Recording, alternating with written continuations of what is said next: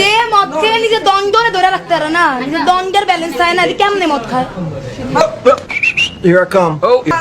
যে মদ খেয়ে নিজের দণ্ডরে ধরে রাখতে পারে না, নিজের দণ্ডের ব্যালেন্স থাকে না, কেমনে মদ খায়? तू समझा? हाँ। नहीं, तू समझा नहीं।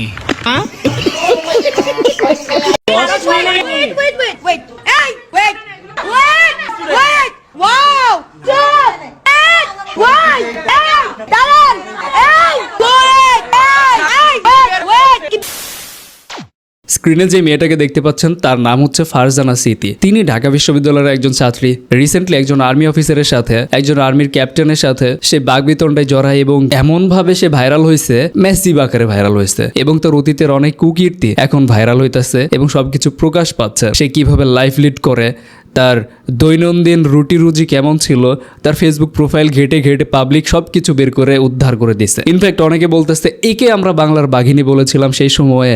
সবাই কোটার পুলিশ কি হচ্ছে? অনেকে এটা বলছে যে এই বালছালকে আমরা মেধাবী বলেছিলাম, এটার জন্য স্বাধীনতা অর্জন করেছিলাম। সো এই ধরনের অনেক কথাবার্তা আসতেছে যে এই মেয়েকে আমরা কতই না ভালো বলেছিলাম। সো তাদের উদ্দেশ্য করে একটা কথা বলতে চাই যে অবভিয়াসলি সেই মেয়েটা সেই সময়ে স্বাধীনতার আগ পর্যন্ত পুলিশের চোখে চোখ রেখে সেগুলো জাস্ট আউটস্ট্যান্ডিং, সেইগুলো প্রশংসা পাওয়ার যোগ্যতা রাখে।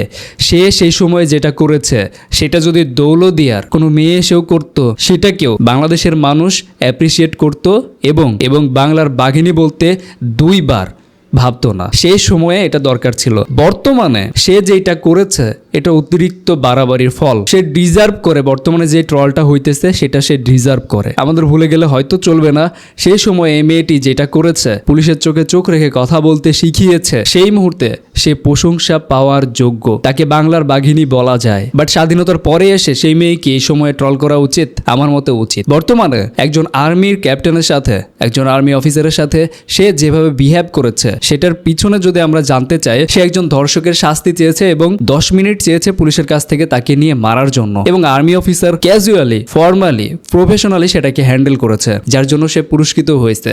অন্যদিকে এই সেই মহিলা যার নাম হচ্ছে ফারজানা স্মৃতি, এবং তার আইডিতে গেলে আপনি বুঝতে পারবেন যে তার অতীতে কি ছিল। ব্যাপারটা এমন নয় যে আর্মি অফিসারের সাথে খারাপ ব্যবহার করার পর সে গাঁজা টানছে, পিছনে মদের বোতল দেখা যাইতেছে, এগুলো সে এখন করছে।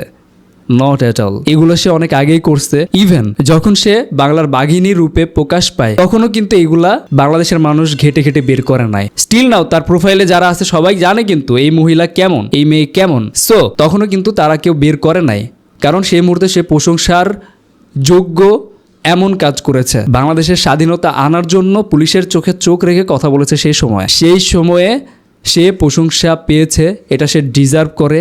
আর এই মুহূর্তে এসে যে সে ট্রল হচ্ছে, মানুষের মাথায় থেকে ডিরেক্টলি পায়ের নিচে তাকে ফেলানো হয়েছে, এটাও সে এখন ডিজার্ভ করে।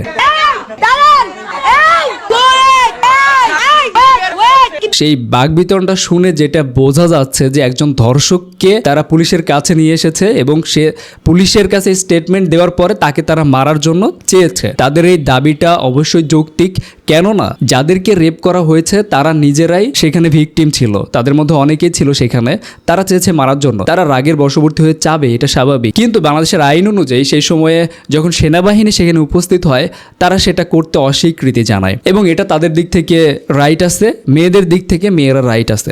কিন্তু সেখানে যে অতিরিক্ত বাড়াবাড়ি করলো ফারজানা সিতি নামের এই মেয়েটি, সেটার জন্য তার ডাউনফল হয়ে গেল এবং বাংলাদেশের মানুষের কাছে সে একজন গাঞ্জুট্টা, হিরোইনচি, মদখোর, পিনিকে থাকা একজন মাগি হিসেবে পরিচিতি পাইল, এবং এটা সে এখন ডিজার্ভ করে।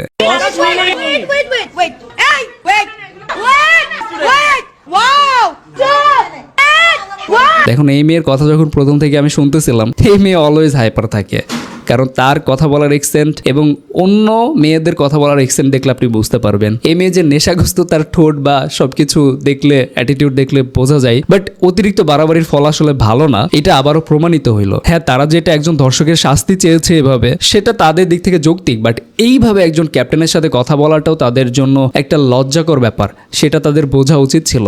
যে হাইপার ভাবে কথা বলতেছি, এটা সেনাবাহিনী, এটা পুলিশ নয়। পুলিশ আপনার সাথে খারাপ ব্যবহার করে, তাই আপনি পুলিশের সাথে খারাপ ব্যবহার করেন, কিন্তু সেনাবাহিনী আপনার সাথে খারাপ ব্যবহার করে নাই। সাধারণ মানুষের সাথে খারাপ ব্যবহার করার ঠেকা সেনাবাহিনীর পরে নয়। সেনাবাহিনী ফিল্ডে এসে কীভাবে কাজ করবে, তাদেরকে যেভাবে ট্রেনিং করানো হয় এক একটা অফিসার থেকে শুরু করে এক একটা সৈনিককে, সেটা জাস্ট আনবিলিভেবল। ব্যক্তিগতভাবে আমি জানি আর্মি ট্রেনিং কতটা হার্ড হয়, আর্মি ট্রেনিং কতটা কষ্টকর হয়, তাদেরকে কিভাবে ট্রেনিং করানো হয়, একজন জেনারেল মানুষের সাথে কিভাবে কথা বলতে হবে সেটাও আর্মিদেরকে ট্রেনিং করানো হয়, এবং সেটা অনেক কষ্টের মাধ্যমে করানো হয়। আমি জানি এটার ব্যাপারে, আমার দুলাভাই আর্মিতে ছিলেন এবং আমি নিজে অনেকবার ক্যান্টনমেন্টের ভেতরে গেছি এবং তাদের ট্রেনিং, তাদের কথা বলা, এগুলো নিজের চোখে দেখার সৌভাগ্য আমার হয়েছে। সো দ্যাটস ওয়াই আমি বলতে পারি যে একজন পুলিশ আর একজন আর্মিকে একই কাতারে যখন আপনি ফেলবেন, তখন আপনি আসলে একজন বলদ, কারণ তাদের ট্রেনিং, তাদের অ্যাটিটিউড এমনভাবে তৈরি করানো হয় যেটা পুলিশের করানো হয় না। সো পুলিশ আপনার সাথে খারাপ ব্যবহার করবে, আপনিও তার সাথে খারাপ ব্যবহার করবেন, সেটা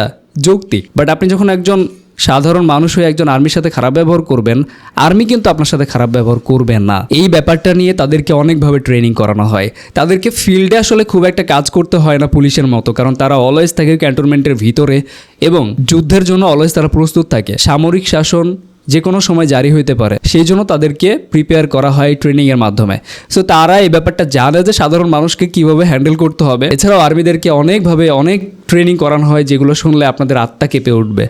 ফারজানা সিথি যেই মেয়েটা, এখন যে সে ট্রল হচ্ছে, এখন যে সে বিভিন্নভাবে হ্যারেস হচ্ছে, মানুষ তাকে নিয়ে মিম বানাচ্ছে, মানুষ তাকে নিয়ে মিমস বানাচ্ছে এবং তাকে বিভিন্নভাবে রোস্ট করা হচ্ছে, এটা সে এখন ডিজার্ভ করে। আর স্বাধীনতার আগে 5ই আগস্টের আগে সে যেটা করেছে তার জন্য সে বাহবা পাইছে, বাঘিনীর খেতাব পাইছে এবং সেটাও সে ডিজার্ভ করে। তখন কিন্তু বাংলাদেশের মানুষ তার এই পিনিকের খবর, গাজার খবর, মদের খবর কেউ কিন্তু কিছু জানতো না, বাট তার এই অতিরিক্ত বাড়াবাড়ির ফলেই কিন্তু সেটা প্রকাশ পেল। সো অবশ্যই কিছু কিছু সময়, কিছু কিছু ক্ষেত্রে অনেক কিছু ভেবে চিন্তে করতে হয়।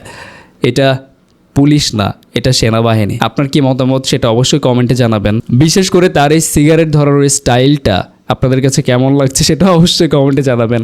ভালো থাকবেন, ভালো রাখবেন। Thank you, take care, bye by.